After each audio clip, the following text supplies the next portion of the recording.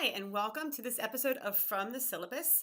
Today, I'm going to be talking to you about something that I am calling the extended Twitter chat, and it builds on how I've been thinking about using Twitter in my university teaching. And for this example, the extended Twitter chat took place in an undergraduate level class, so I think it's important to just keep that in mind. All right, now these were the basic directions. What I was trying to accomplish with this was I'd already been using Twitter in my class.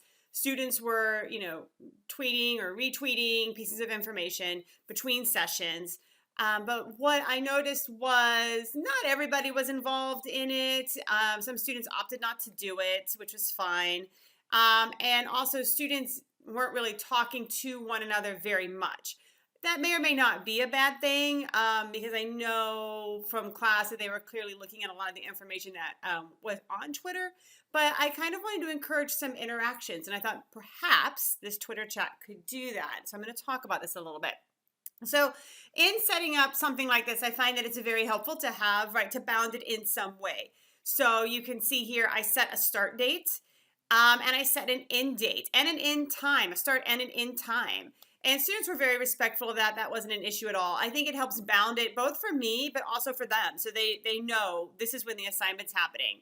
And then I listed out all of the days that the Twitter chat would happen and that they would be able to get points for. And I have a question will go live each of those days at 8 a.m. And I use Twuffer, Twuffer, which allows you to schedule tweets. So it was very easy for me to sit down on one day and just write questions and schedule them in Twuffer to release on, February the 11th at 8 a.m. I did not have to get up every morning and compose a tweet to go out at 8 a.m. I automated that. So that's very easy. The account is free. You want to make sure you label each question, right? So on February 10th, that was when we started. So I had a Q1 colon and then whatever the question was. And so what happens when I label things Q1, Q2, a couple of things happen. First of all, when students are responding, especially as we're doing this over a period of time, they are supposed to start the tweet with A1, A2, A3, etc. We could be on day 5, we could be on question 5, and they might decide that they want to say something about day 2's question, and all they have to do is say A2. And that just alerts us. It doesn't affect grading. It just alerts us as a group as to what that student is talking about, what they would like to go back to. Labeling them Q1, Q2 also allows students to know when I'm posting a question and when I'm just talking and interacting with them, right? If I could go in on February 12th at 3 in the afternoon and just ask a question, right?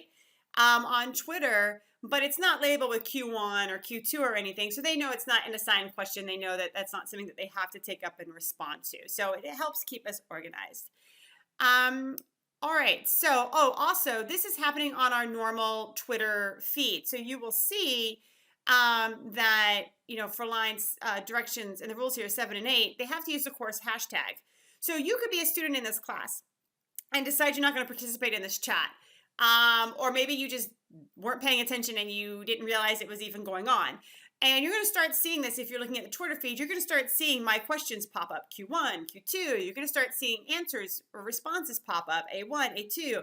And so that's something separate from what's going on during the week. And so as a student, you might decide to, hey, what is this? I'm going to engage with this. So it sort of draws attention to a very specific discussion. So what this means is for my class, we can have people that are just in between sessions, just tweeting information that's relevant to the course that has nothing to do with this Twitter chat. That's one thing. I can do that too. Anybody can do that. And then on top of that, we can have students that are engaging in this Twitter chat discussion, right? And they're doing A1, A2, etc. All right. So what I have here for you is just a sample of how I thought about scoring this. So there's problems with this. It's flawed, but it is what it is. And I put it out there because it was my thinking. I had to start somewhere, and I had to try to think about how do I score something like this? How do I give people credit? And so I quantified this, and I think that was a mistake on my part. And I'm going to show you in the next video how I moved past this. But this might work for you. It didn't work for me. But what you'll see here is, right, if you participate on one day and you do 3 tweets, you can get 300 points. This is just how I choose to score my class. Tweets 4 through 8, it's 150. 9 through 15, 200. After 15, I'm not counting anymore. So, and then on day 2, you can see it goes up a little bit. So if you participate 2 days, and you have 3 tweets, you get 150 per tweet. If you participate 3 days and you do 3 tweets, you get 200 points per tweet. So what this means is I can't score this every day. What happens is I look at your participation when you're done, and I say, okay, you participated 4 days and you had, up to 3 tweets per day. And then I say, well, for 4 days, up to 3 tweets per day is worth 250 per tweet. I'll show you an example of how this plays out in a minute. But I was taking into consideration how many overall days they participated out of the total available days. And then I was raising the bar, right, a little bit higher each time. So the other thing to remember is that these don't have to be consecutive days. So somebody can come in and participate on the very first day, and they can come in and participate on the very last day, and that counts as participating 2 days. It doesn't have to be participate day 1, participate day 2, because some of my students thought initially, well, I'll show up on day 4, right, or day 5 or day 6 and participate, and I'll get more points. And it doesn't work that way. If you only show up one day, then you only get points for participating one day. It doesn't matter where in the week that one day falls. So I did like that aspect of it, but the counting aspect I didn't like so much. But here's a way to think about scoring. So first of all, I told students, if you participate all 6 days and you earn a minimum of 4,200 points, I will give you an additional 5,000 points. Now, the thing to remember about this is, like, my point system for my class is really crazy high. Like, to get an A in the class, I have to get like a little over 80,000 points. So, you can do points however you want. This is just how I did it. So I gave an example on how I think about scoring XP. And I said, so let's say you participate on one day. On that day, you tweet 10 times. The first 3 tweets are worth 100 apiece. So, and tweets 4 through 8 are 150 apiece, and tweets 9 through 10 are 200 each. And so you would earn a total of 1,750 points, and your account is credited after the week has ended. So that's an example of how I thought about scoring. All right, so some thoughts on this. I had about 50% of the students participated on one to 2 days. So there was definitely some sustained participation over time. I had about a third of my class. They did it pretty much every day, right? If we did it for 6 days, it's fair to say that about a third of them participated for 5 days, but there were definitely some that participated all 6 days. But again, students didn't interact with each other so much, right? If I went in and left a comment for somebody, they would respond and talk to me.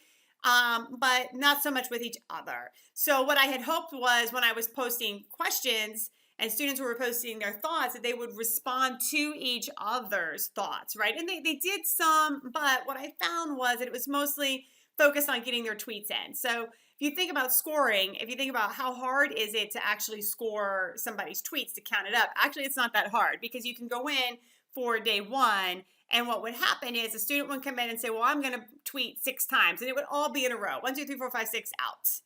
And on some level, I understand that, because they are busy and they have other things going on. And so they set aside a time to do the Twitter chat, which is fine. But on the other hand, there was a lot of what seemed to be like, I'm coming in, I'm just putting up stuff, answers, or retweeting, or posting to links, and then I'm out. And I wanted to minimize that. So I wanted to change that a little bit. So in my next video, I'm going to talk to you about how I revised these directions a little bit so that it became more of what I was hoping for. But this is still a really good place to start. It's something to play with.